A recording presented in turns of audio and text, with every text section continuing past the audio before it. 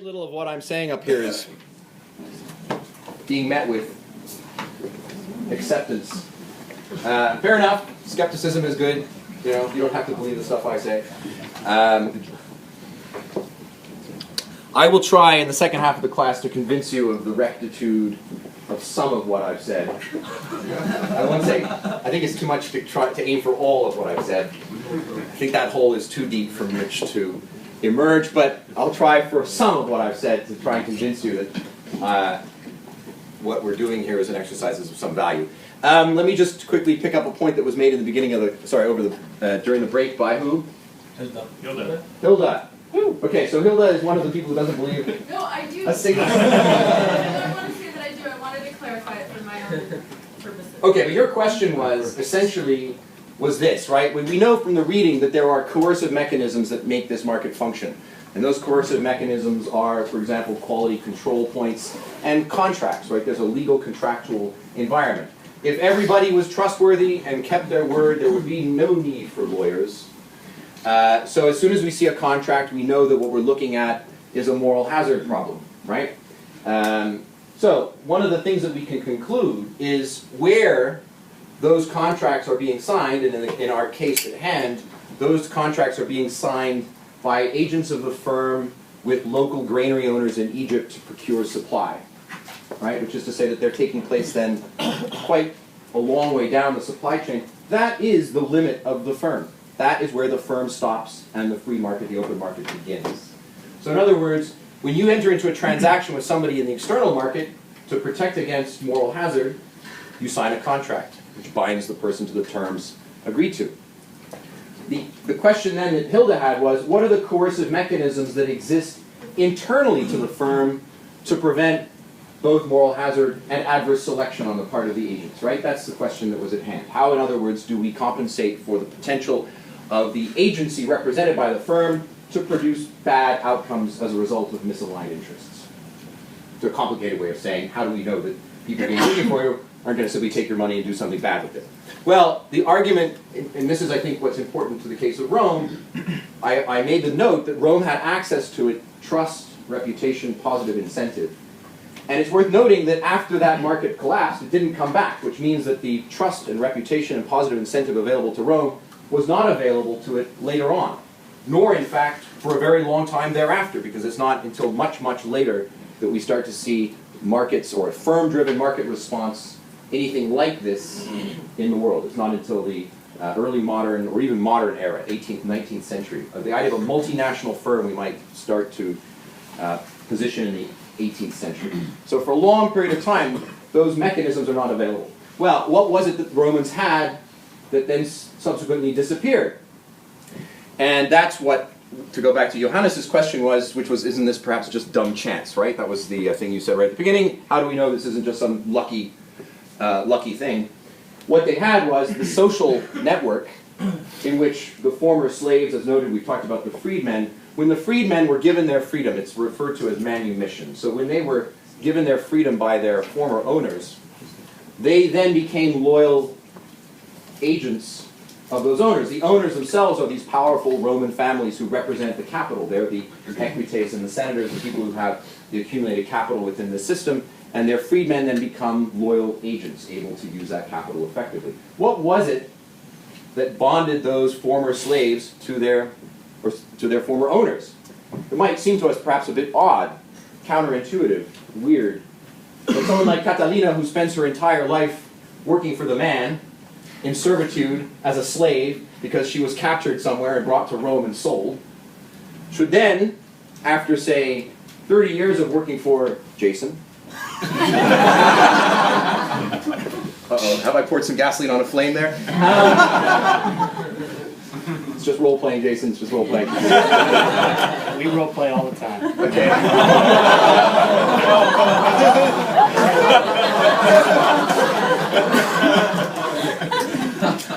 So maybe these recordings won't stay internal. That was Jason Hagel.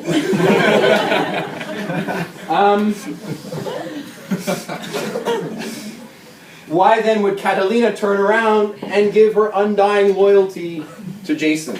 Well, the mechanism that was available was when Catalina got her freedom, she then became part of Jason's reputational sphere. She took his last name, actually. She would be Catalina Hagel. How does that sound?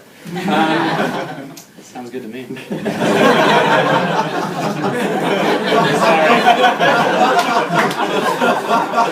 You set me up. When you've done enough, why stop, right? You are setting me up for this. I can't help it. Jason, inside voice. Sometimes it's better than the outside voice. Yeah. I don't have a filter. Well, maybe this class will serve some useful purpose to you. Anyway, it's because she would take his last name and then become part of his reputational network. And Jason, coming from a big, important Roman family, had a lot of essentially reputational capital. And so it was to her advantage to be part of that sphere, to participate in the reputational capital that his family represented, such that whatever conspired to contribute to his reputation now conspires to contribute to her reputation as well. So that their interests align as a result of this kind of social arrangement. That's what the Romans had access to. That's why these freedmen became vital agents in this market, because they could align the interests of the different parties so effectively. They weren't perfectly aligned. I mean, it would be impossible to think that they aligned perfectly. But we know they must have aligned extremely effectively, because if they hadn't, Edgardo, we wouldn't see a humongous city, right? A city of 1 million people tells us something about the ability of interests to align in order to make this market function. Okay, Hilda, you've got your hand up. Really? No, That wasn't good enough? No, it was. I agree with you. Tired up here, man. Okay. I can see that, I don't know, lasting a few generations, because I agree, they gave their freedom, but for 500 years, that seems like a really long time for that to go on. And yet it did. Isn't 200 years? Well, Rome becomes a city of the Anoni, which is the distribution of free grain to Rome, which we can use as a proxy for a successfully functioning market, right? Because that means that already costs would be minimized to the point where the state can start to provide free food to its citizens. That's something that takes place in the 3rd century BCE. The famous Gracchi brothers, for example, one of the things that they did was to work through the Anoni. So it's going, and it goes all the way until the 3rd century, so it's more like 500 years. It does seem like an exceptionally long time. One of the things that we have to get our heads around, again, we should avoid the trap of making normative what is around us. We can't imagine a work environment without coercive employment contracts and penalty clauses and so on. And yet what we see in Rome, I mean, there is a form of coercion there. Catalina was a slave. I mean, that's a pretty coercive relationship. Reputation can be seen, perhaps, in a cultural sense as a form of coercion, but it's positive coercion in that sense. In other words, it's aligning her interests positively, or through positive mechanisms with those principles. So, but you're right, it does seem to us quite unusual. That's why I think this case, for our purposes, is worth examining, because it produces outcomes that are clear and unambiguous, even if they seem perhaps counterintuitive. Kyle? Another thing to add to your point is options available for this freedman. What is he going to do? I mean, for the rest of his life, he doesn't know anything better than the slave for you. Because he has to, if you're giving him survival, I mean, how is he supposed to survive on his own, essentially? Well, that's true, but on the other hand, I think there were other opportunities. It was simply that the best opportunity was to be aligned with this important reputational sphere. I mean, that would turn Catalina from former slave into a somebody. Because now she's walking around with the Hebel name. Don't say it. Right? And she's a Hebel. And that means something. She's tied to the man. Yeah. There's another possibility that the free man become free, so and still was treated very, very bad in the family. So when how do you know that though? Because I think that is common sense. You use common sense, but in fact, it's obviously can't be true. If Catalina had been extremely badly treated, beaten every day, then that system wouldn't work. Jason, yes, jump in. I just wanted something else. I think the relationship that you're talking about is much stronger, but there's also the thing, Stockholm Syndrome, where they kind of fall in love with their captor. Jason says Stockholm Syndrome, and Regina jumps up, like, as if to say, Stockholm Syndrome, I know what that's all about. Okay, Regina, talk about your time in captivity. No, it's because the figure of the pater familias, which is the head of the family, that it's somehow, as the professor said, they adopted the people around them, and once they were freed, they were bound to be grateful, despite that they got the freedom.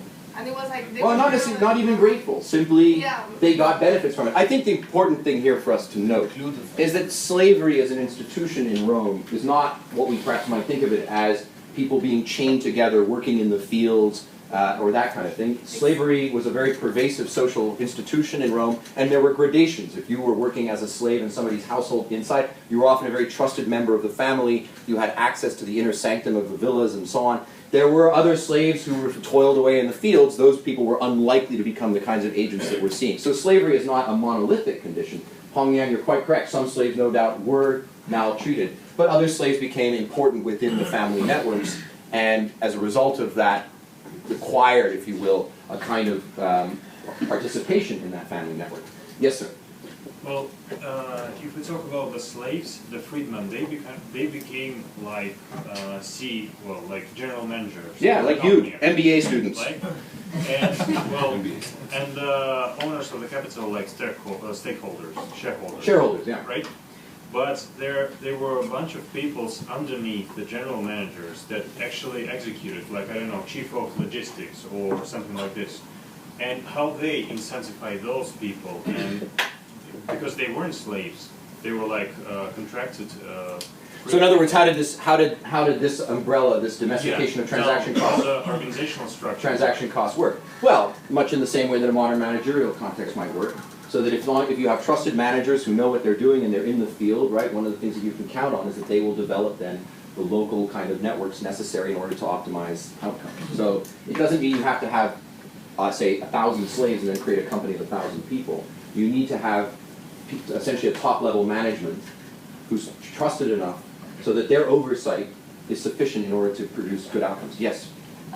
As we read about the Roman Empire, the slaves are not generally those who were beaten up, but they were also like teachers, mathematicians, skilled people with a lot of... Yeah, slaves were all many different kinds Different of things, absolutely. Tarek. I just wanted to know more about the limitations of freedmen after he would start that trade. After starting that trade, what were the limitations? Was that freedman able to reach the levels of the rest of the Romans from the elite of the Romans, or was he always looked at as a freedman? Can I say elective again? It's I mean, if you're interested, I would urge you to go. You can go read about the history of Rome. I mean, there were these things called the new men, the homini nuove, that moved into the ranks of Roman nobility from time to time. There was a kind of social mobility available to the classes of Rome, some of whom did come from slavery. Slavery, in this case, often just meant conquered peoples who were brought back to Rome to work in servitude. Within that context of social mobility, many possibilities, many possible I outcomes. just wanted to just sort of examine the incentive that the freedmen had after being freed.